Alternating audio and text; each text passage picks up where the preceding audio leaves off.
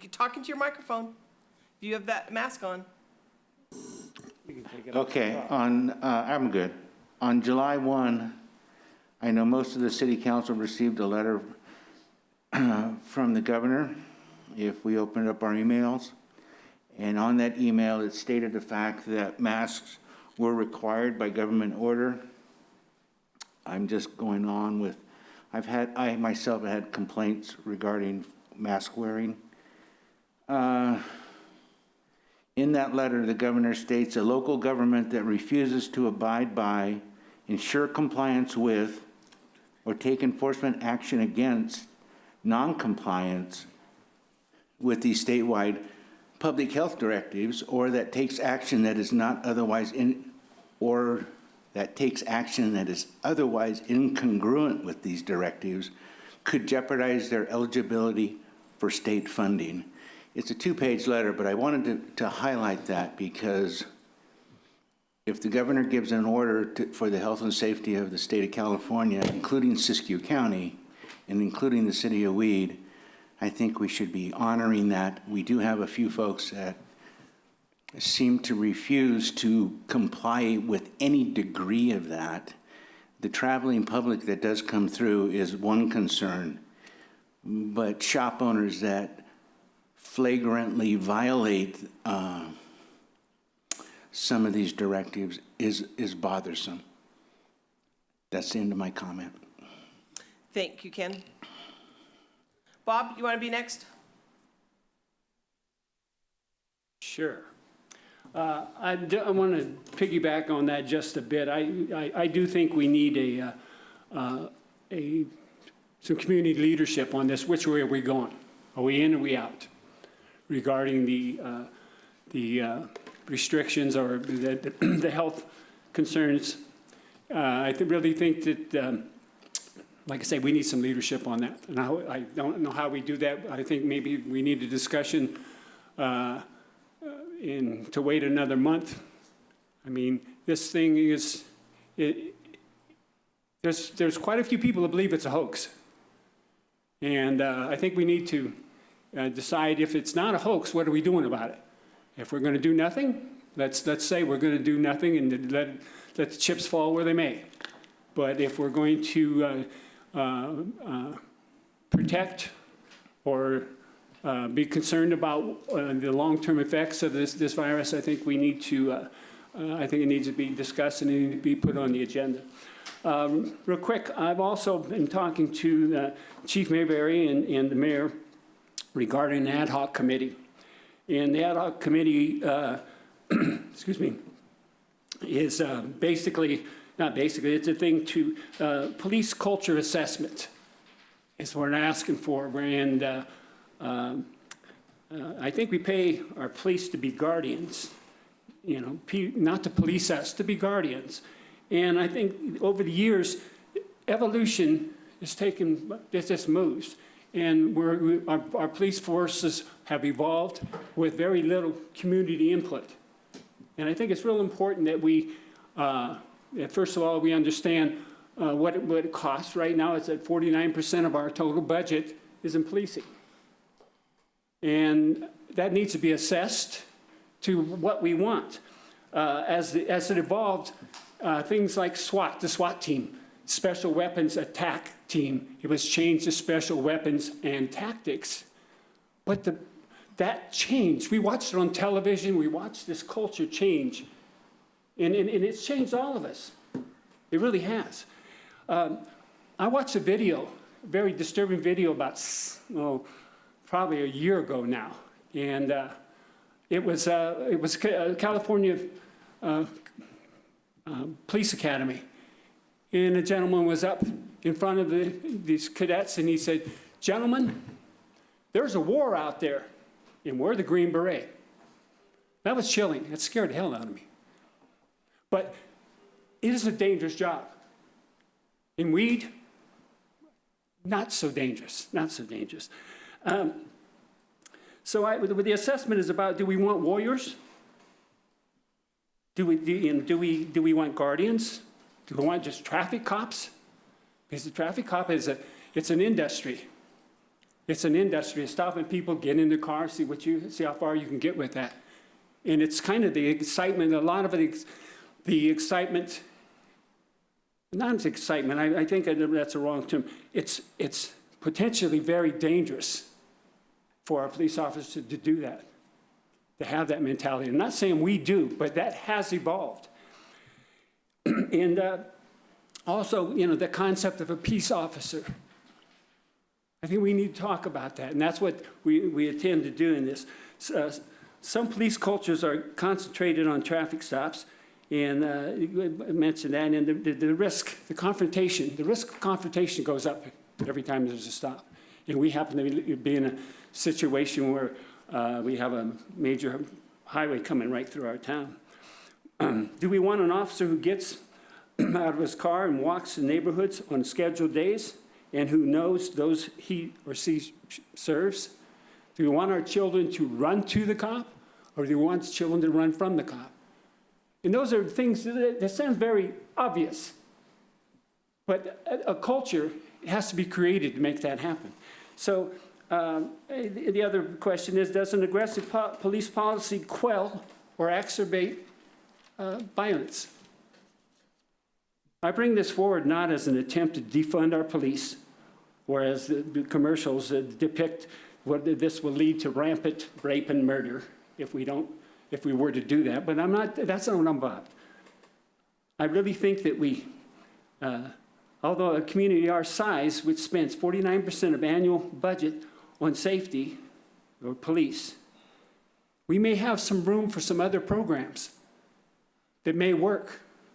Locking people up doesn't work. I really think it's time for the community to have input and create the culture that we want, or at least assess it to trying to bring it up to date. And I'd like this put on the agenda for next month, and we'll I'll be working with the chief to set up a ad hoc committee, and I don't know, but would you care to join me on that committee? Sure. Stacy? Sure. Good. And so if we can put that on the agenda for next month, I'd appreciate it. She's writing it down. Okay, Is that it? that's it. Thank you, Bob. Thank you. Tim, I have a question. Yes. And I don't need an exact number, but in other cities that you've worked in, is that about right as to what the police department's going to take half of what a budget will be? A lot of cities, it's in the, anywhere from the 40 to 50% range, yes. And then when you throw in, with a lot of cities, you add in, of course, it's not just the police, you also have dispatch and support personnel as well within that department. But when you add police and fire, sometimes, I think at the last city I was close to 70%. If you had police and fire together. Together, yeah. So it's a big chunk. Public safety for every city in California and throughout the country is a big chunk of the budget. And that 49% is without fire. That's- Yes, that's yes. Yeah, just 49% is just Yeah. police. For fire. Yes. And Mount Shasta's is 30%. I'd like to bring that up too. Really? Yes. I showed you last month. Okay. Ms. Green? I really don't have anything, except that it's kind of a sad day, isn't it, Bob? We should be at junior bocce. Yes, we should. Oh. Yes, we should. Yes, we should. Sunburned as heck. Yeah.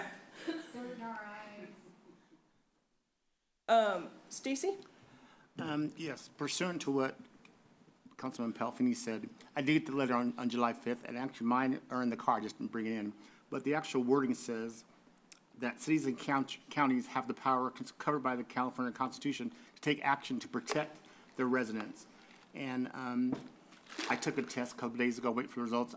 I have not been exposed, but I just want to make sure, because a lot of people have been around. So I will let you know that publicly. I don't mind if you want to, if I have, you don't want to stay with me, but I will be in for 14 days if that happens, but I don't have any symptoms. I'm symptomatic.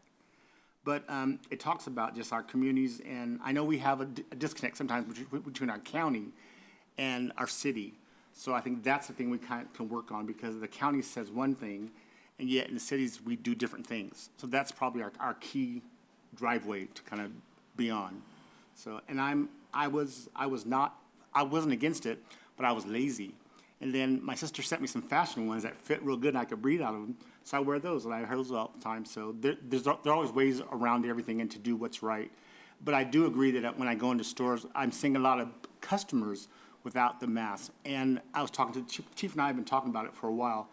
And I believe his response to that, we don't want to become a Marshall state, but we want to make sure people are healthy. So we got to see where we're going to stand, because we can't enforce the rule because the jails aren't going to take people, or they're going to be infractions and fines and all that. So it is a difficult thing, because I'm on Facebook all the time and I see people's comments, and I personally disagree that you choose not to wear one. But that's my opinion, because I think you put everyone in danger if you do that. So you should have one on.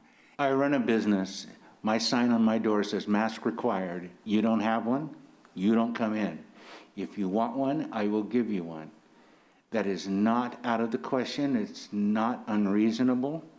I have had a couple people moan and groan. I would agree, but I have not had anybody not comply. And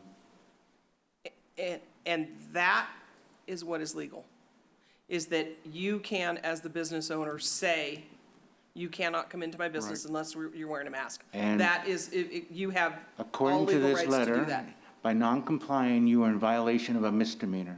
It's just the same as a speeding ticket. You are allowed to give a ticket, I believe the minimum is $500. So it's $250. I don't want to go to that route. I don't think we should have to, but we should have to have some kind of compliance. What's that?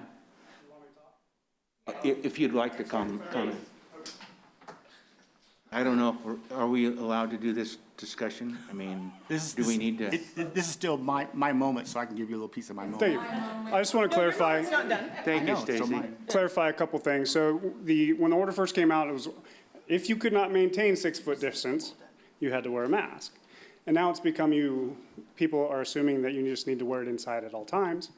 A few states are even going so far now as to say you have to wear it outside, even when you're by yourself. That hasn't gone that far in California yet. It is a misdemeanor under the Health and Safety Code.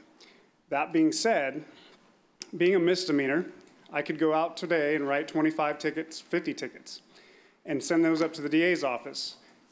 Being misdemeanors, if they decided to charge those, that would be their court calendar for the next year. Because each one has a right to a jury trial being a misdemeanor.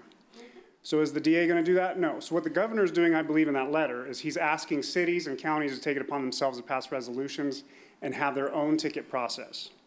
Over the weekend, the governor sent out his task force that he talked about. They gave out 52 tickets in 19 counties. That's all they did. That was a lot of money those are ABC agents that they sent out. I'm assuming they just hit restaurants and grocery stores that had ABC licenses. So what 3 cities have done, Santa Monica, Monterey, and West Hollywood, is they've passed resolutions. And those tickets range anywhere from $100 to $500. But what that does is it's going to put on us the burden of having an administrative process. And then we will flip the bill for the court process, which will be administrative, have a independent hearing in this room. And it takes it off of the counties, overburdened already by the court's been shut down for 2 months, and now they're trying to catch up. They were overburdened prior to that. Last year in Siskiyou County, they charged 300, and I believe it was 340 felonies they charged in Siskiyou County. Those aren't the misdemeanors. So they're already overburdened. They've been shut down for 2 months. Now they're trying to catch up. They can't even begin to handle the mask thing. So that's what I believe what the governor's asking is for cities and counties to do their own process. I would say if we would at least make sure that we visit those businesses and tell them that this is the law. I don't really want to give people tickets either. I think it's a lot of bull. We have visited the businesses. Grocery Outlet was mentioned. We've visited them. We field complaints daily. The problem we're having personally with some of the complaints, one person that complained about the bocce ball was complaining because their spouse was there not wearing a mask. That's why they were mad. They have no problem, and then in investigating that, that person that complained has no issue with other people's kids coming over to their house and hanging out without masks. So there's something else going on there.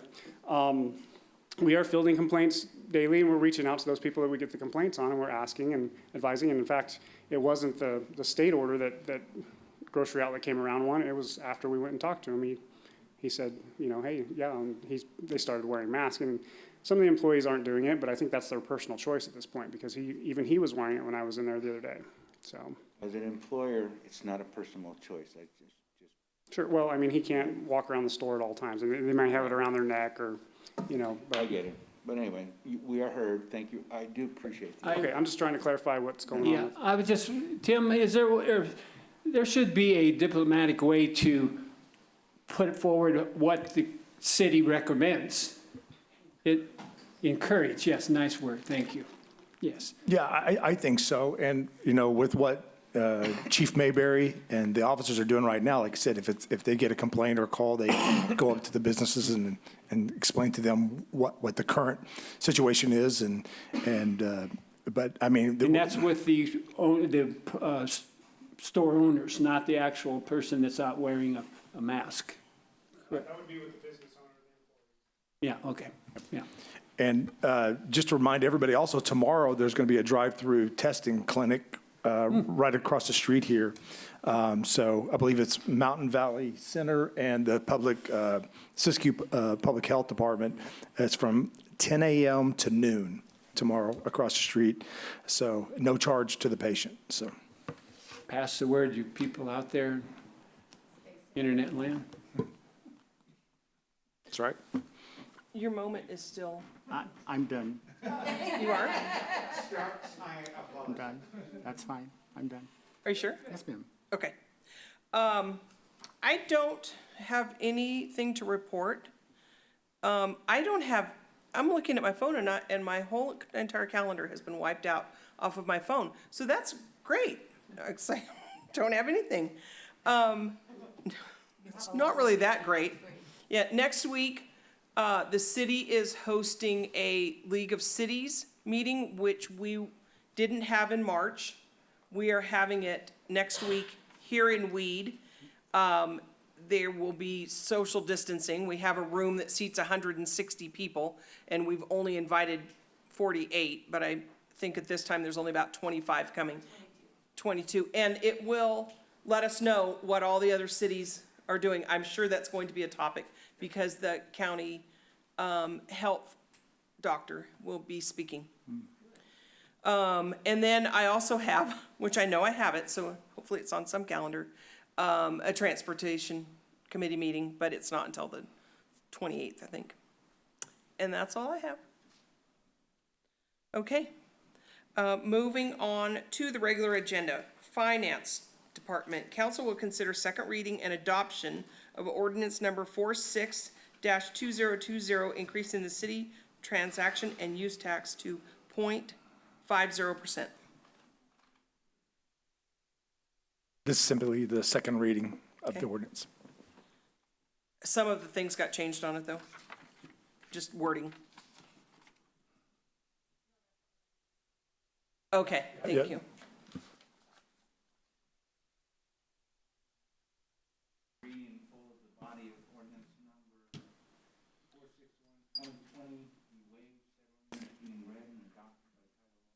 Second.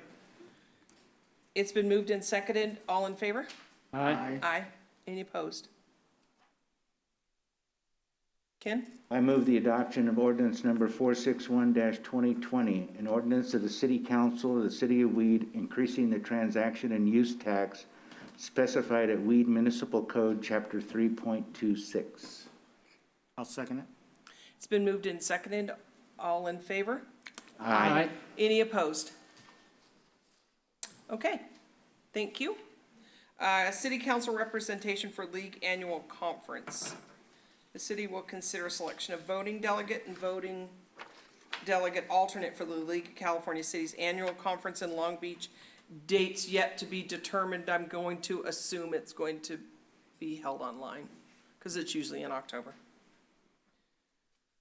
What do we usually do on that, Sandy? Is it the?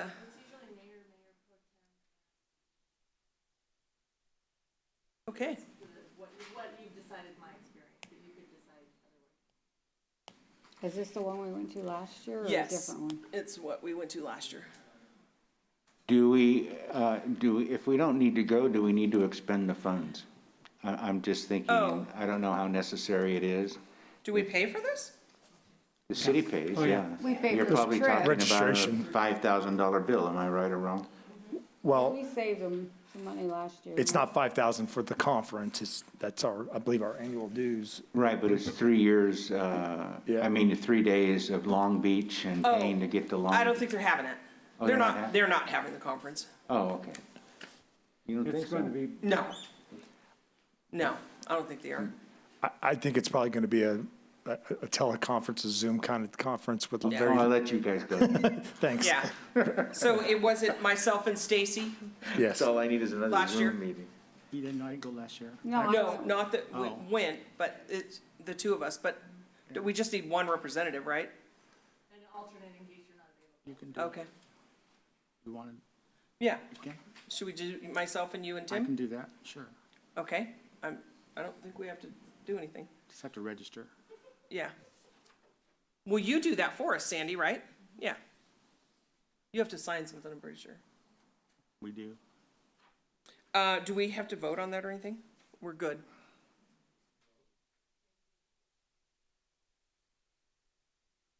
Oh, okay. I so move. I make a motion to approve Sue and Stacy and Tim to go to the council or whatever it is, conference. second. It's been moved and seconded. All in favor? Aye. Any opposed? Okay. Item C is request for cannabis retail storefront. Council will consider the letter from TSR Incorporated requesting the number of retail storefront permits to be increased to 3.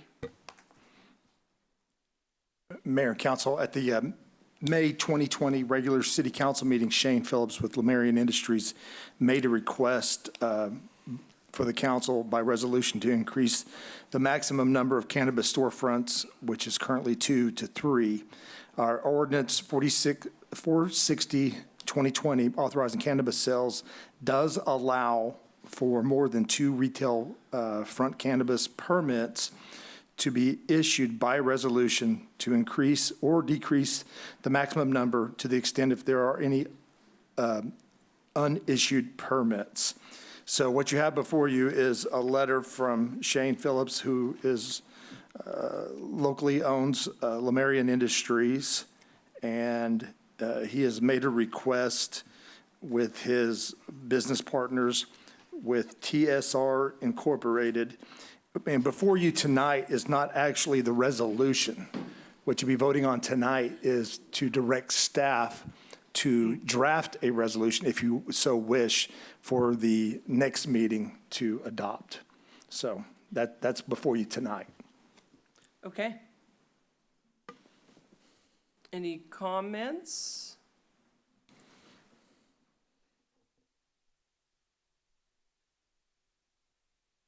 Do you mind me taking this off? Go ahead.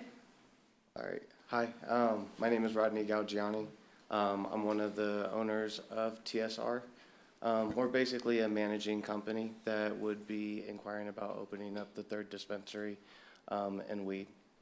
We just want an opportunity to open a shop here, kind of take advantage of Shane's present. He's been, born and raised here, kind of wants to have his business kind of move on, transpire from the delivery, and kind of offer a storefront and a face to, offer to the people.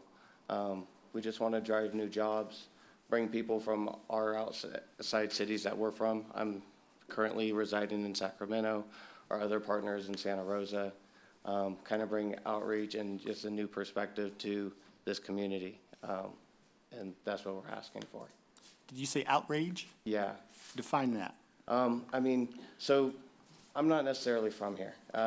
And opening up a business here, wouldn't necessarily drive the people that are here from my community. Meaning like if I come here, not necessarily the people here know me, so they're not gonna come and just say hi to me, from a previous relationship. And the people that I outreach to the community from my cannabis experience, because I actually operate a licensed facility already, people of our industry enjoy consuming the products that we produce. So the people that I know from Sacramento down to LA to Santa Rosa, Modesto, they'd be enticed to come up and check out our shop. You know, coming out and checking out different things too. You know, not only just coming and seeing me, checking out products that we have, but also probably the adventures of hiking, you know, and everything else that Weed offers. Different perspective on that, but that's kind of what I mean when outreach is not only, you know, trying to live off of this community, but expanding it as well. Oh, you said outreach, not outrage. Oh, yes. I thought it was Yes, outreach. No, I thought you Like, said, Outrage. See why that microphone's important? I'm a little nervous as like I don't speak in front of a lot of people, so that might have been interpreted a little different. So This is not a lot of people, but I'm just telling you. I just have 2 kids, so I was like, it's just me and them, so they're more just like, but yeah. Just a follow-up question. So with people coming outside the area, which is all over the news, that's the concern when people have for cities and countries. We don't know their status when they come in. There's a possibility of them to have something, a virus or something, and you can't control that, right? That's true with anything, you know. I think more from a business standpoint is what I'm talking about, and not necessarily just a safety feature. Obviously, you know, operating a business, we comply in any safety regulations that we need to at the moment. This is not a typical situation. So, you know, the situation that we're in and having to be as safe as we are right now is not our everyday. I hope it doesn't continue to be that way, and, you know, this is just a short time being. But after that, you know, this is talking more of business and being able to offer more to the community as a business thing rather than just a safety thing initially. Just so you guys are aware of the current status, what we're looking at. We can't look at future, we look at current. And the current is that there's something going on that we have no handle around it. So I'm glad you had an answer for that. I'm not saying if I disagree or agree, but thanks for answering the question about having people from outside the county come up here and be a part of our business, because that will help with our sales tax, but they might bring something else that they can't take right True, with them. and I think that's also coming to a culture to where you're at and not having, you know, in this time as I preaching that we would be bringing so many more people on, but offering just more things to the community, offering jobs to people as like offering, you know, different choices for the consumer, and, you know, giving them a fair choice also when they're shopping as well. Thank you for your honest and real answer. I'm not trying to be anything but transparent. I mean, this is awesome that we can be able to be in this time and actually try to open a business this way rather than hiding in the dark. Thank you. Yeah, that's for sure. Thank you. No problem. Thank you. Anybody else? You, Oh, go ahead. what is permit number 2 doing? Was that what you were going to answer? Yes. Okay. Just to give everybody Yeah. an update on Canna Trading. They were sent a certified letter. I don't have it here in front of me, but part of the new ordinance states that due to inactivity for more than, I believe, is it 4 weeks, 6 weeks? 4 weeks. Supposed to be open 6 hours a day, I think 4 days a week, I believe is the requirements. And they are not meeting those requirements. So we have informed them that they are in violation of the ordinance, and we're going to pull their permit. However, they are allowed to come to the council in the form of a public hearing and plead their case before the council if they so desire. We haven't heard much from them. I haven't heard much from them since, you know, I've been here. However, if that comes into effect, we will need to discuss what we're going to do with permit number 2. And I've been consulting with our city attorney as to how we want to handle this. I believe a lot of cities are doing essentially an RFP process where you go out for proposals, and it essentially allows folks that are interested, such as TSR, to put in a proposal with the criteria that we establish, and then it's evaluated by staff and council, who makes the final decision on who would get that permit. So I think that's a much cleaner way, as opposed to a first come, first serve, or or lottery, you know, drawing a name out of a hat to get a permit. It's kind of a little risky. But if you're allowed to do something in the format as what Mr. Phillips and his business partners are trying to propose that we do tonight, it would clean it up, I believe, quite a bit and give the council a little bit more control over that portion of it, so.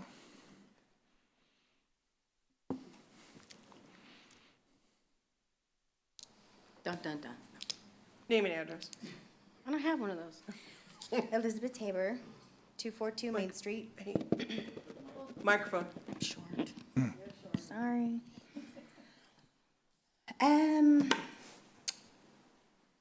I think we do need to clean up this mess with Canna Trading because they've drug us out for a long time. And I think all the way from beginning of this process to now, we've always discussed there being two. I can tell you that there's 3,500 persons in Mount Shasta, and when they allowed a third one, it took probably the two existing that had been there quite a while, almost a year and a half to two, to recuperate from that because they were getting tax money from two businesses that were doing well, and then you add a third in, now that tax money was coming from three, but in almost the same amount because it didn't benefit that process. You know, Canna Trading has taken, you know, an excessive amount of advantage of everyone here and has done nothing. So yes, we do need another business here. That's not what I'm saying. But I don't think we need three. I think we need two. I think that if you can clean up the mess with them, there's other businesses and other people that are interested in having a store in our community, and that an application process with a deposit for you to review and look at and evaluate these candidates, who's coming to our city, who wants to, you know, to be here and put forth the effort in our city is important. I think due to COVID, it's affected everything and everyone, and it's something that maybe we should consider after the first of the year so we can see how the rest of this year is even gonna play out. This time, I think since we have changed the ordinance that, you know, having the building inspected and all the BCC regulations and our local regulations, making sure that everything is, you know, to where we expect it to be before a green light and an open sign even goes on should be really important. Because, you know, every time the BCC has come to our town, I'm the only person that they make contact with. The only person. I've been inspected twice now with them coming up here, and we pass with flying colors. As far as the mask thing goes, we do have that posted on our door, and we do have masks at the front counter. If they don't have one, they receive one, and a lot of us have thanked us because they can go other places in town and have their mask on. Just to go back to that real quick. So I'm not opposed to having another business in town functional to help us, but I just don't think that we need three in a 3,000 population, October to February during harvest season.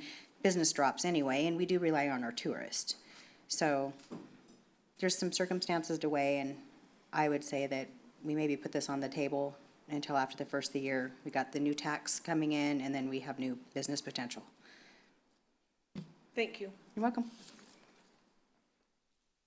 Okay, do you have something else? Yeah, oh, go ahead. I'll let Shane come up. Good evening. Microphone. Shane Phillips, 800 Chastina Drive. Also 548 Florence. Just want to touch base on a few things that we were just talking about. I also worked at a Mount Shasta store, the Green Heart. When Elevate opened, it drove more traffic. It brought more people into the community. Excuse me. Similar like my partner Rodney said, it offered more options. It made us look around more stores instead of just look to one. Just a whole lot more activity happening in the cannabis scene down there. We all talk, we all get along. It's a good scene down there. I come to meetings quite often. Quite often I see you guys talk about improving Main Street. We still have one business on Main Street. Well, we do have the bowling alley. Out of every business that's down there, there's 4, I believe, that are operational day to day. The Cannabis Club we do have is amazing, operates at like the highest level there is. I mean, we would like to mimic that. Being that when you say you wanted a wine product and there's 2 wine products across the street, you're not gonna scoff at the other one. You're gonna go in there, you're gonna check it out. It's gonna create something good. So what I'm asking you guys is what negative can come from this opportunity? especially with our city. We've all been here many years, Bob, Ken, Sue, Stacy, Kim, all of us, generations. How long have we talked about improving Main Street? Probably when you guys were kids, my age. When are we gonna take that leap? Give it a chance. I mean, have you guys all seen the proposal? It was right here. And we're offering also a 3% tax, going above the 1%, doing as we promised. There should be no reason why that can't happen. Also, with the partners that I'm bringing in are very well versed in what they do, business, it's what they do. So, just wanted to make that well aware. Regardless as well, people are gonna come in and out of the city regardless, traveling through to get gas, whatever, whether it's today, tomorrow, next week, 6 months, it's gonna happen. It's the way we handle it as a business, the way we handle it as individuals, so I have no problem thinking, you know, we're gonna wear masks and keep everything where it needs to be, so. I'm just asking we get this opportunity. It's been 2 years now. We've proven ourselves for the next, 2 years that we can operate and run a successful business. We just kindly asking for that opportunity to improve our community. Thank you. Thank you. May I ask a question, Mr. Phillips? It's the elephant in the room, so just honestly, the current business that you have now, is everything up to date, everything turned in, everything signed? Well, that depends on the ordinance, and it depends on several opinions. I'd kind of like to leave it there. Because that, in my opinion, can vary from your opinion, and it can vary from his opinion. And there I don't is, have an opinion. No, I don't think, he means your 800, don't you? Yeah, the Lemarian. I can answer that. I think we should be real and honest. No, I If that's want to a be question, upfront. We should let him know that. And I would be remiss if I didn't, be upfront with Mr. Phillips here. We've met with him, I believe, since I've been here, like 4 times. Talked to him several times on the phone. We have, there seems to be, I don't believe on our part, but Mr. Phillips believes there's some miscommunication as to what he needs to turn in as far as his requirements. And I think he was hoping that he could possibly piggyback on this one to not have to apply for his current business as a non-storefront retail operation. However, we've gone through all the records. We cannot find it anywhere where the retail portion of it was listed in there. We can't find it anywhere. So right now, you're not in compliance to what we have to do. So, and that's why, and my recommendation is to hold off on this until your current business is actually in compliance. see, and where I come forth with that, and we continue to talk about this, I took every route, and every one of the council members knows, that was available. I'd come down every week and ask, can I do this, can I do that? I asked the council, presented my project before the council, even when we had the business meeting with my partners, with a conditional use permit, I adhere to those conditions. I don't know why our last city manager did not put that in there. I don't know why all this has came about. It wasn't listed in your request, your letter. It wasn't listed as a retail on there, and that's why we are where we're at. Okay, I still need to go back through those minutes. I haven't had a chance to watch that full video, but I can show you in the video where I presented and said all about the retail side of and presented it to our city manager. That's fine. You can do that, but I'm just saying, as of right now, it's not in compliance to what our Okay. ordinance states. But like I said, from the beginning, I was told, get my building, this and that, and I've adhered to all those, and then it's another thing, and then another thing, and then, so I've done my best to do what I can do, and nobody still has an exact answer. It's recommendation. There is no, like in the ordinance, there's nowhere where it says that these things, I mean, I guess they are just recently possibly adopted, but I've had Yeah, they were 12 different ordinances. Is it in April? I think it was, or May, that was updated, so. And your business license too, which is a separate function. You still need to get that done too. Yeah, so that's where when That's like, how much is that? $35? $35. And then our inspection was done, I just wasn't aware that it's two different, that a building permit and an inspection for a business license was the same, or two different inspections, but the same inspection. I wasn't aware of that until we had that meeting and that was clarified. So I would suggest that, like I said, That's no quickly, problem. that you, I understand handle that we get both of those issues But, and that's resolved. where I've asked you guys tons and tons of times on that fair playing ground thing. If a business is only allowed to deliver, how is it pay the same cost as a brick and mortar when we see not even a third of the customers? So, Yeah. that's all. And I understand your concern, but it's what is today, and that's what we're going off of, so. Gotcha. Thanks. Thank you, Shane. I would make one suggestion for Shane, is that currently, there's a lot of ifs, ands, and buts. I would work with what we have now.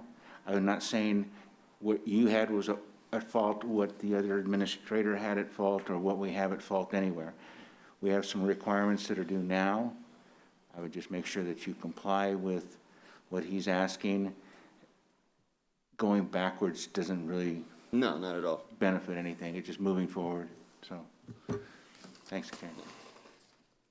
I'd like to say something also. We could, Shane, you know, we've been, and I don't know how to say this, probably stating a terrible thing here, but we're rooting for you all along. You know, as you, like I said before, you should have first come, first served, which was a ridiculous concept. But there's no way that you weren't going to be the first one. You know, the rest of the people didn't even live here. And what we did with the community, we actually sold the community. There was a lot of opposition. And we actually sold and stood up and gave basically our word that we were going to have two, and we're going to see how that happened, you know, what happened there. And we haven't had two. No. So to go to three, I don't think it's fair to, we're rooting for you, but we can't, on the people that oppose this, that have basically, and not complained.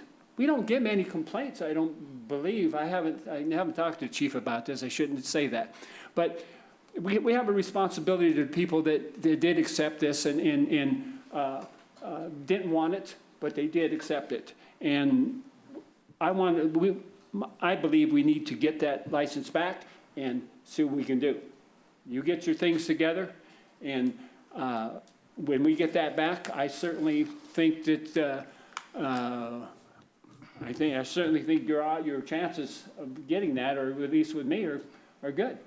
I appreciate that, Bob.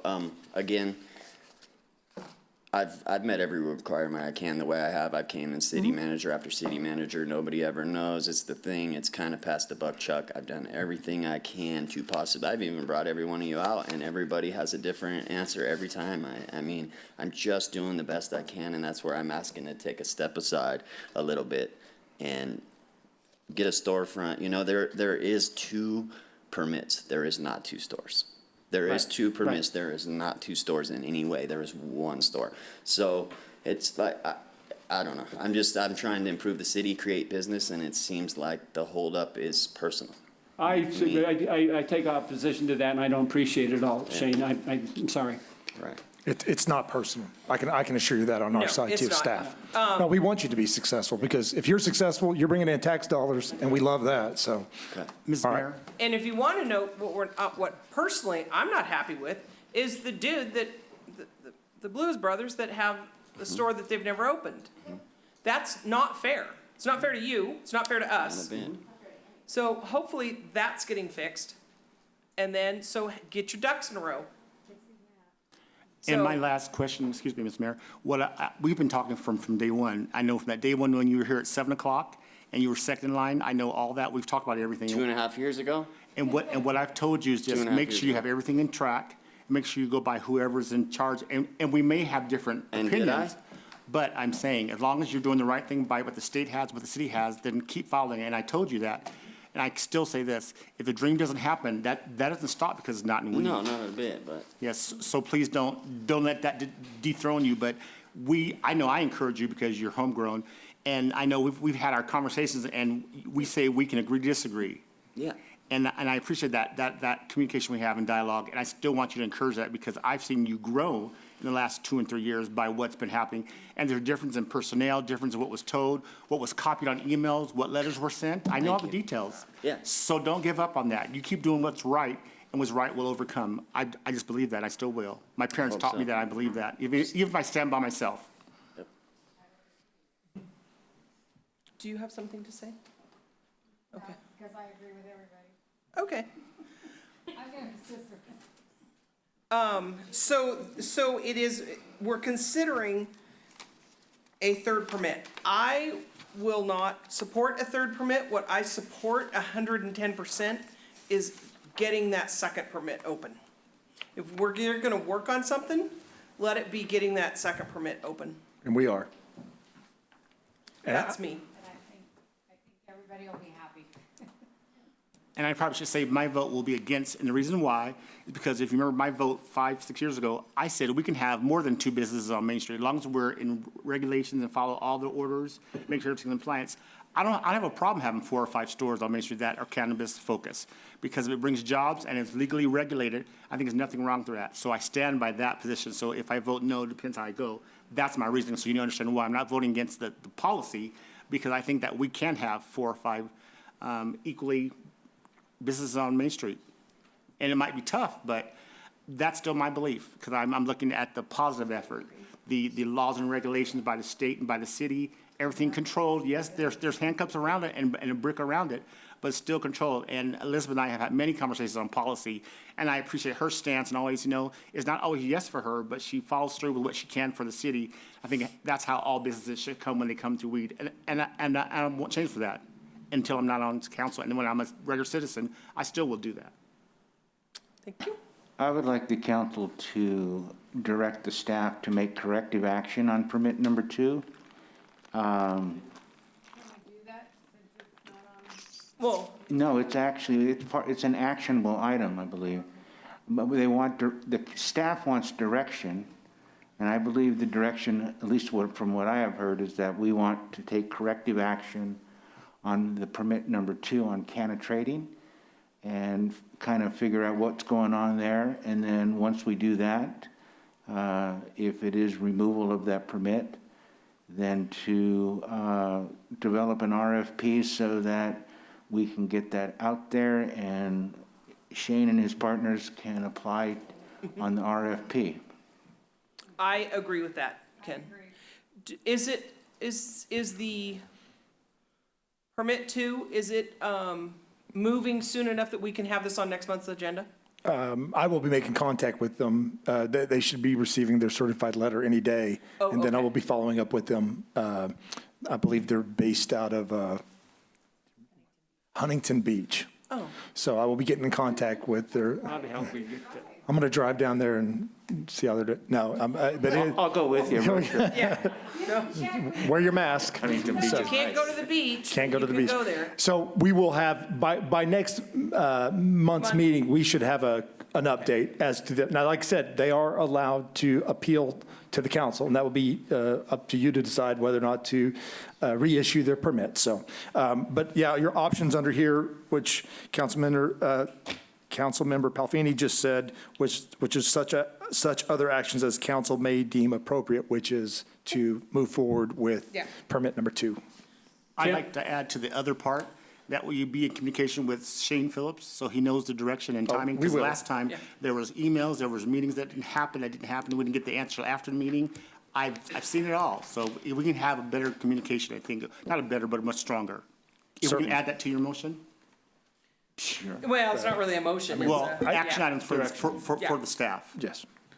Is there RFP designs out there already where we don't have to recreate anything? Yes, there's several. A lot of cities went through that route into, it went everything from a lottery system to kind of a auction system. I think one permit in LA went for $245,000. So I don't think we're going to get that. Shane, can we? Did they? So anyway, but I think the RFP is the cleanest way of doing it because it allows staff and the council to review, our legal counsel to review, to make sure everything's on the up and up before that final decision is made. Tim, Okay. I got a question regarding the process. Now, when they can come to the council appealing it, let's say that we decide that his absence is unjustified and that we want to do something with the license. What is the process, Bob, as far as an appeal? Is this going to get, is there a possibility this is going to get caught up in a process of appeals? Our ordinance is pretty specific. They say they come in, they appeal to council, and if you yay, nay, and that's it. So Thank you. you have that final decision. Sure. In Reading, because my son's looking to a place there, they basically think about when you hired Tim. There is a application deposit that can be given to the city. They hand in their binders, whatnot. You all review them just as if you were gonna hire someone. And then when you choose the company that you want allowed to come in, they pay the remainder of what that permit fee would be. And that's fair and square across the board. So if you have 4 or 5 companies or binders to look through, Yeah, there was, choose the top 3. So it doesn't have to be a lottery, it doesn't have to be first come, first serve. It's And that- basically like you're hiring someone.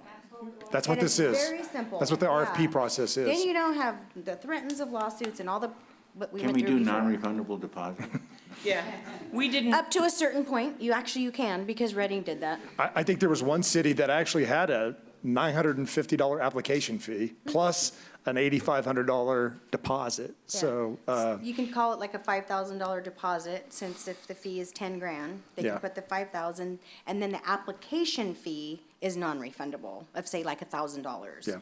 So then whoever you choose would have to pay the remainder of that 5,000. Yep. And then can't open until you complete all your inspections and meet all the criteria. Just saying. we didn't make Tim pay for it. actually, it's a little secret. I was caller number 9 on a radio. That's how I got the job. No, I'm just kidding.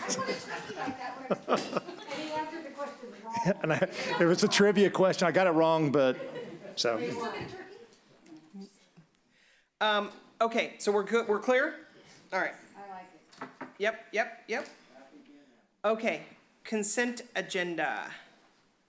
Does anybody need anything removed? Nope, okay, good. I make a motion, we accept the agenda, the consent agenda as printed. Second it? It's been moved and seconded to approve the consent agenda. All in favor? Aye. And no opposed. Okay. Staff reports. Let's see. Would you like to go first, ma'am, back there in the corner? No? I report for you. Okay. Well, I actually this was in our packet, and I had it printed off, and I had a very nice 45-minute detailed talk about everything on here, and it was very informative to me, and she was very nice to me, so I recommend it. If you want to go over that, make an appointment with Emily. Yeah, I encourage all of you to come and chat with me. Like I said, June's financials are very preliminary. We still have invoices coming in that will still be hitting this prior year's fiscal year budget versus next year's.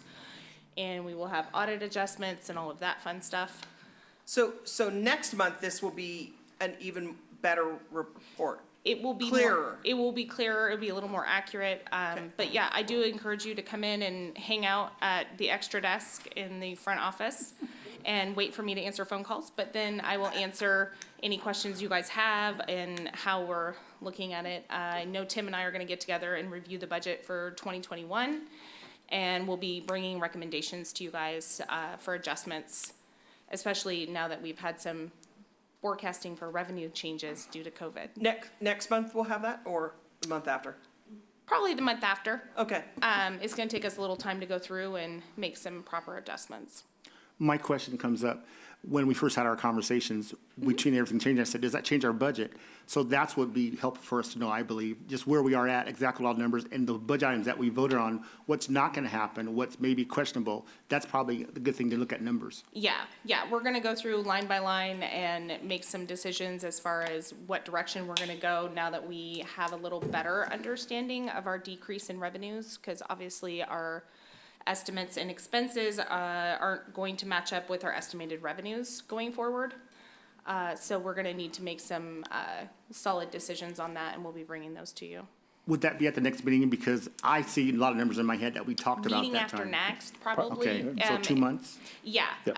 unfortunately, just due to staffing, et cetera. Sure. You know, me getting to torture Tim on a regular basis is Will, difficult. will we get another one of these next month that updated? I can provide you another one of Okay. June's with June's updated. It'll say like fiscal period, like 13, 14, so it's kind of the in-between. But yeah, we can do that. Yeah, okay. If you Could can, we Mon- have a special interim, special meeting regarding the budget? And versus trying to hash it out? We could do like a workshop type. Yeah, we can do it. meeting, Yeah. if you wanted to, once Tim and I have some numbers pulled together. And then we can That would kinda be more helpful, I explain, think, hey, for this me. is what we thought, and this is where we think we're going, this is why we need to make these adjustments. just up to date with actuals. Yeah. Yes. So we have a vision. You have actuals right now, So- just so you know. Everything that I had as of June 30th is before you. If it says year-to-date actual, that is actually what we spent. But some of the large items, like the fire department purchase, those aren't gonna be looked at soon, I know, but they were on the schedule. So that's what I'm talking about. Everything that we talked about in our budget meeting, we had some big items there. We did not make all of the purchases that we had anticipated, And knowing. I'm not aware of those changes, so I'm saying, Okay, just so we know okay. those. Yeah, no, we I'm can looking go at through actuals. those versus, Okay, you know, yeah. what we said as far as capital expenditures and what we have decided not to pursue, based off of, And that's what we need, because I appreciate our conversation. You were very frank with me. I said, I like you. Thank you. You thank say, we don't goodness. have money for this, we have to do this. I said, I'm fine, just let us know. So that's what would be good for us as a city to know, and then we can communicate to our constituents. So do you That's think good. that would happen before the September meeting? In between the August meeting and the September meeting, we would have a special meeting? We might be able to, I mean, to be able to pull that off. Okay. Yep. And it's not a rush. I'm not coming from an impulse rush. I'm just saying for us to have those numbers, because I remember that meeting, I remember what we all talked about. I'm saying, we're not gonna have that much money, and then things Now happened. we're really not gonna have. So it did change. So Yes. that's where my questions come from. You know, we've talked. yeah. So I think it'd be helpful as a city if we have that. And I would like to give Emily big kudos too. When I first got here, she had a department of 4. Now, this week, she's at a department of 1. She's doing everything up there right now.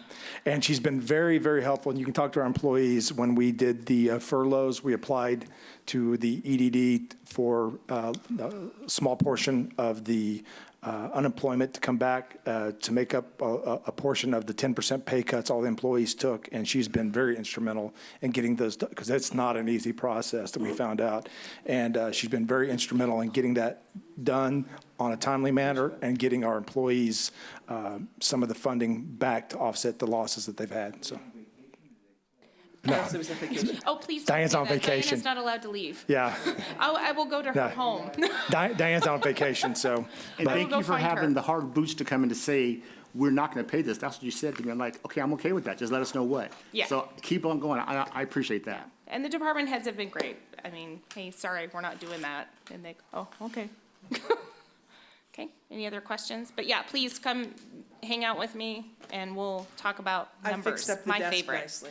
Yes, Yeah. she did. She fixed the desk.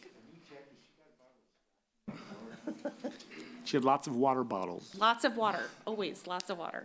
All right, thank you. Thank you. Chief? Well, I know.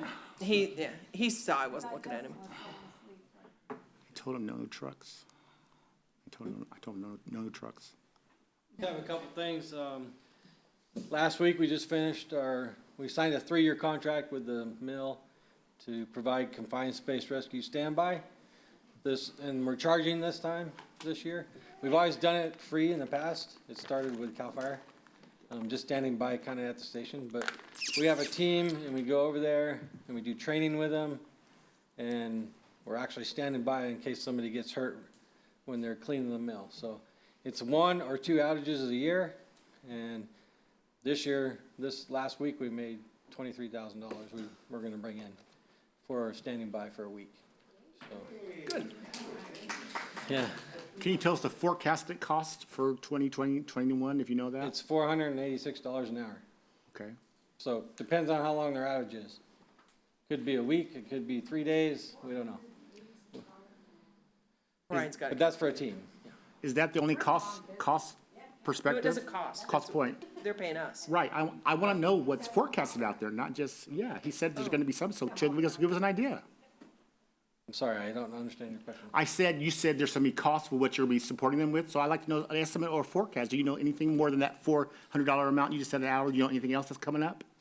No, not right now. But we are the only confined space rescue team in the area, so. Do I know they have another shutdown in December. Do you guys do it then also? Yeah, I think this year they're not doing it though, they said. Oh, okay. They're only doing one this year. All right. And then probably 2 next year. But we had signed a 3-year contract, so whatever outage they have, we're the standby crew. Okay, cool. We're also in negotiations with the college. They want to negotiate our contract. We have a meeting set, Monday, July 20th? yeah. Yeah, Zoom meeting and discussion of the usage of the tower on campus. Yeah, they don't like their payment to us, so we're negotiating it, the contract, so. Any But questions? we're not for me? giving up. No. Nope. Never. Thank you. All right, thanks. Other chief?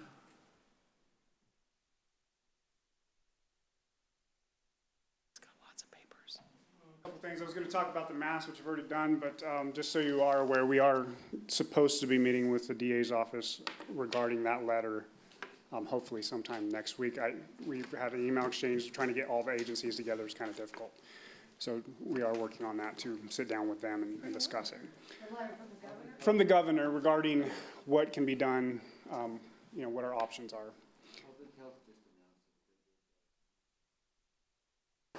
Right, well, originally, when the governor made that mandate, I called them that day and said, how do you plan on, what's our plan for this? And OES and Public Health both could not tell me. They stated, they tried to put it on Environmental Health, which does the restaurants. They didn't have the manpower to even begin to do that. They said OSHA was the next step, but I doubt OSHA has the manpower for the state. But that was who they were looking to originally. But again, with that letter, 2 days ago or yesterday, we were working on emails trying to get everybody together. So I look forward to the ad hoc committee meeting. We need to work on some numbers because apparently I'm missing $1.1 million based on your percentages. So based on my numbers, we're at 27% of the overall budget.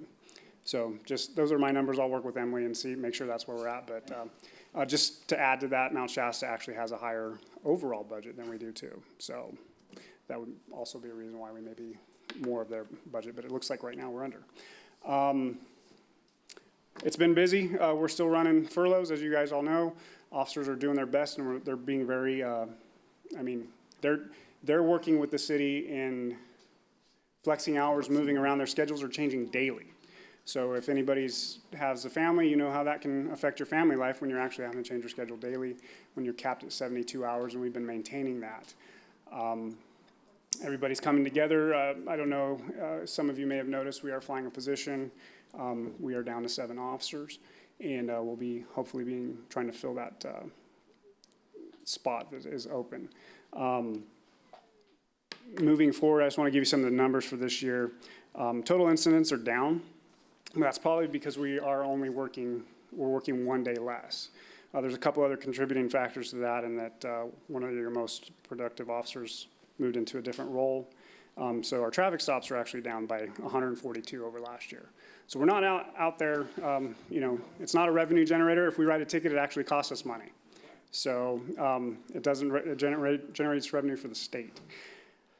That being said, our accident cases are up over last year, which tells me that because we're not making traffic stops, we're have more traffic accidents.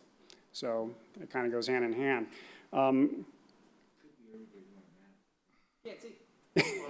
Could be, fogging up the glasses. Just to give you an idea, last week we had 191 calls for service.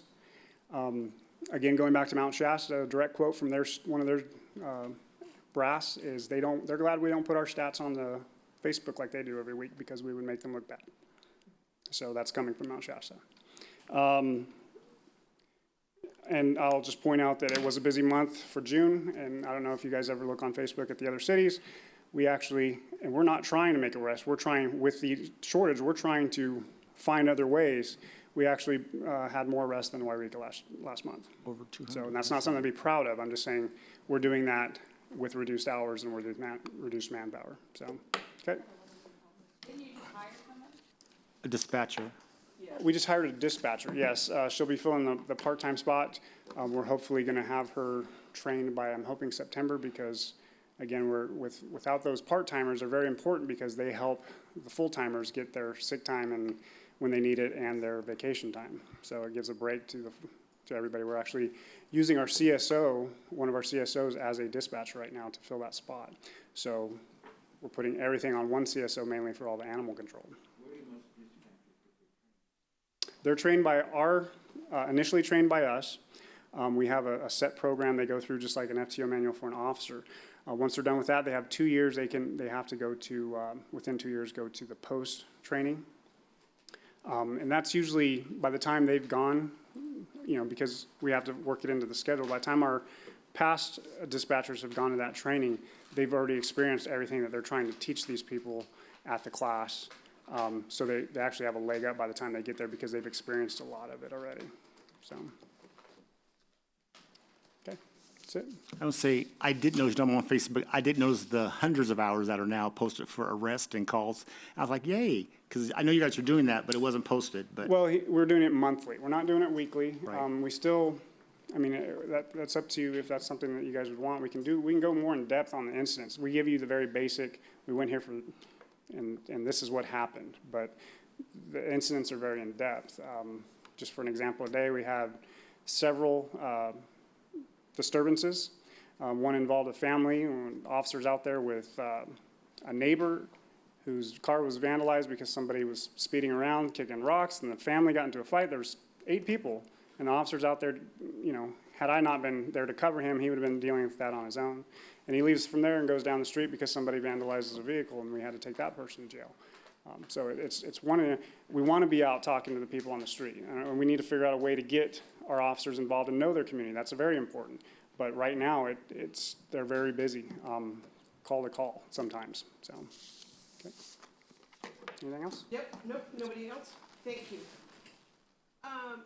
Steve, has the fire department, traffic calls gone up also? I've heard that from other places. That wrecks and stuff? Well, we average 2.5 calls a day all year long. Oh, okay. I just looked it up, and we're right on top As last year? of it. Yeah. And for 2 months, nobody was traveling. So that's not good. Okay. We're going 6 people.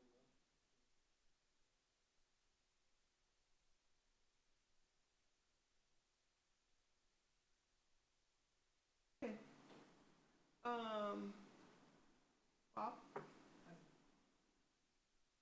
Sandy? All right, go Tim.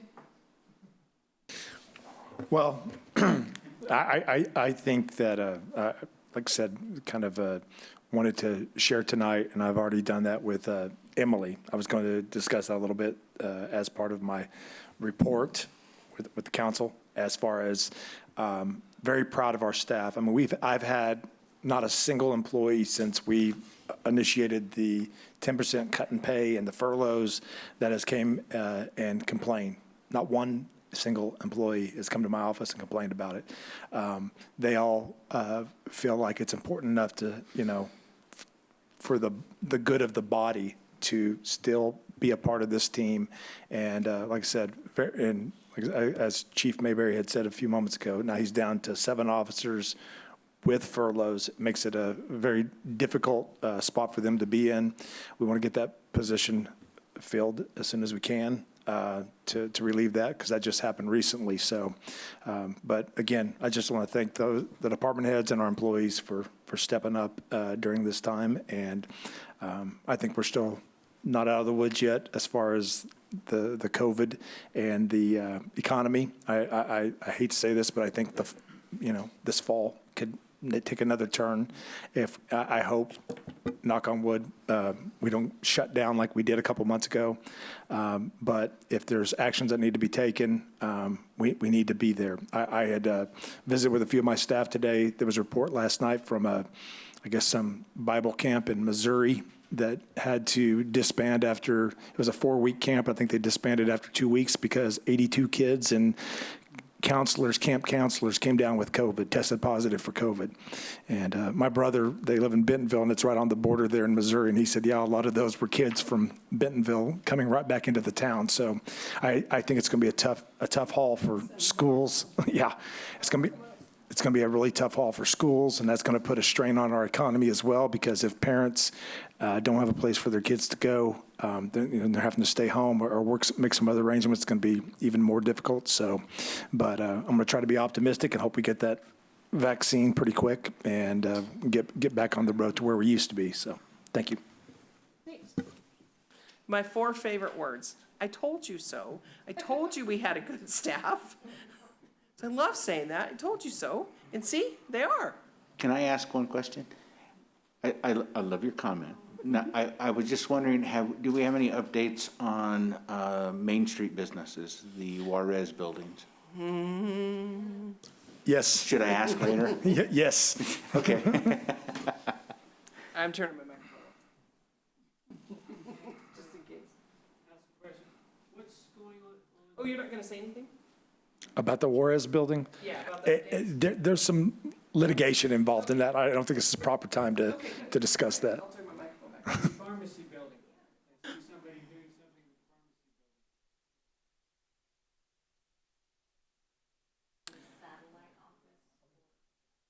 The new satellite office for the STEP, for the Reading STEP, since, yes. That's our understanding, correct? Yeah. It's like down there, and I'm like, oh my God. Now, Justin, you know? It'll be the smart center. Just ask them when I park there. Oh, I was gonna say, 'cause they're having kids in there, so I can. yeah, Counties, or excuse me, Siskiyou County STEP, our local office is being shut down, right. which is a huge issue for many people. And that would be a satellite office ran out of Shasta County, so I'm hoping service, but I'm not very confident. I asked at a meeting that I was on, a Zoom meeting last week, and there are 2 of the people from that office that they will keep employed here. I don't know if there's more than that, but I know there's 2. There are 2 that will still be employed, but they won't be working for them. They will be doing adult ed for the new group that Marie works Yeah. for, and somebody else, but they will not. Oh, they're not there? They might be housed with them, but I don't think they're working for Oh. them. That's too bad. Okay. Too I bad was for wrong. us. Okay, so we're all done? Closed session. To Yeah. closed session. I second it. Closed session. It's been motioned, he did. Yeah. You don't even have your microphone on. I didn't have mine on. It's been moved and seconded to go to closed session. All in favor? Aye. Any opposed? Okay. Where's that gonna be? Are we staying in here for closed session?